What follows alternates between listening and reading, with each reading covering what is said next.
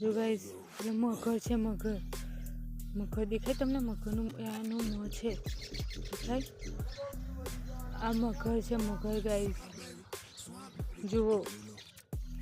નજીક નહીં જઈ શકતી કેમ કે મને બહુ બીક લાગે. દૂરથી બતાવું ખરું. આ એનું મોં છે. આ ભેંસો અહીંયા બાંધી છે. કદાચ આ ભેંસોને બટકું ભરી લેશે તો જો અહીંયાથી આટલી દૂરી પર જ છે આ મગર.